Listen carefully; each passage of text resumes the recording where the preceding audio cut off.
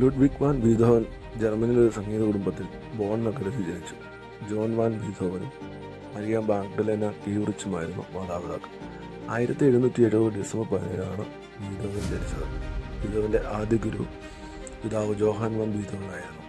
പിന്നീട് ബീഥോവനെ സംഗീതം അഭ്യസിപ്പിച്ചത് ക്രിസ്റ്റ്യൻ ഗോട്ട്ലൗബ് നെഫി ആയിരുന്നു.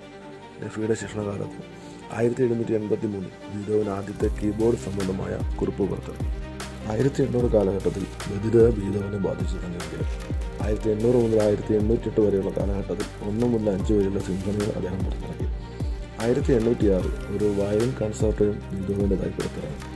1811 ബീഥോവൻ അവരുടെ അവസാനത്തെ പിയാനോ കച്ചേരി എംപറർ പുറത്തിറക്കി. ബീഥോവൻ്റെ ആരോഗ്യ പ്രശ്നങ്ങളും ജീവിതത്തിലെ പ്രതിസന്ധികളും അദ്ദേഹത്തിൻ്റെ സഹോദരങ്ങൾക്കായി എഴുതിയ കത്തിൽ സൂചിപ്പിച്ചിരിക്കുന്നുണ്ട്.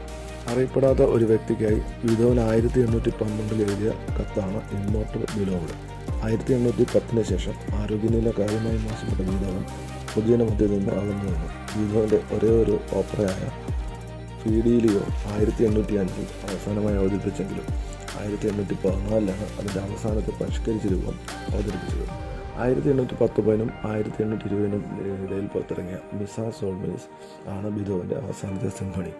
1827 മാർച്ച് 6 അദ്ദേഹം അന്തരിച്ചു.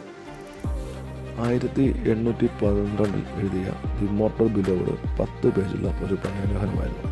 വടക്ക് പടിഞ്ഞാറ് ജർമ്മനിയിലെ വാഹറിംഗ് സെമിത്തേരിയിൽ ബീഥോവൻ അന്ത്യവിശ്രമം കൊള്ളുന്നു.